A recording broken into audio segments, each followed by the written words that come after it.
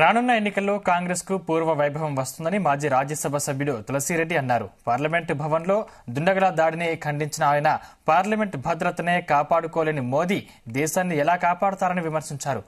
ఘటనకు బాధ్యులుగా ప్రధాని మోదీ, అమిత్ షాలు రాజీనామాలు చేయాలని అన్నారు. ఏపీ సీఎం జగన్మోహన్ రెడ్డి తన పాదయాత్రలో అంగన్వాడీల సమస్యలను పరిష్కరిస్తామని చెప్పి అధికారంలోకి రాగానే నట్టెట్ట ముంచారని మండిపడ్డారు. వచ్చే ఎన్నికల్లో సీఎం జగన్ కు అంగన్వాడీలు సరైన బుద్ధి చెప్తారని హెచ్చరించారు. ప్రజలకు సరైన న్యాయం కాంగ్రెస్ తోనే సాధ్యమన్నారు. త్వరలో భారీ స్థాయిలో విశాఖ, కడప, రాజమండ్రి, తిరుపతిలో భారీ బహిరంగ సభలు పెడతామన్నారు. సభలకు రాహుల్, ప్రియాంక గాంధీలతో పాటు అస్తం పెద్దలు పాల్గొనున్నట్లు తెలిపారు. ఉపభూషంగా ఉందో మోడీ ప్రభుత్వ హయాంలో, బీజేపీ ప్రభుత్వ హయాంలోని దాన్ని బట్టి స్పష్టంగా మనకు అర్థమవుతాం. భారత పార్లమెంటు భవనాన్ని కాపాడలేనటువంటి బీజేపీ ప్రభుత్వం ఈ దేశ సరిహద్దులను ఏం కాపాడుతుంది, ఈ దేశాన్ని ఏం కాపాడుతుంది అనే ఒక డౌట్ వస్తూ ఉంది.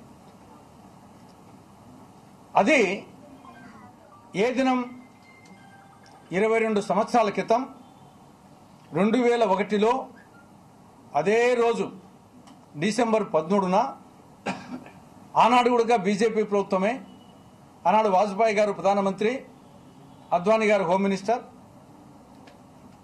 ఇదే తేదీన భారత పార్లమెంటు మీద దాడి జరిగింది. 9 మంది చనిపోయినారు. ఆ నేపథ్యాన్ని పురస్కరించుకొని పార్లమెంటులో అమరవీరులకు వచ్చేసి వాళ్ళకు శ్రద్ధాంజలి కూడా చెప్తున్నారు. ఆ రోజు దృష్టిలో పెట్టుకుని ఎంత మామూలుగానే జాగ్రత్త ఉండాలా, ఇది అడిషనల్గా ఆ రోజు కాబట్టి దాని గురించి పట్టించుకోలేదు.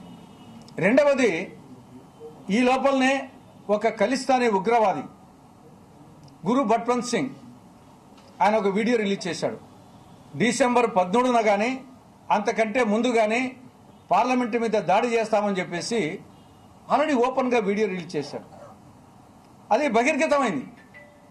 దాన్ని చూసి జాగ్రత్త తీసుకోలేదు, మామూలు జాగ్రత్తలు తీసుకోలేదు.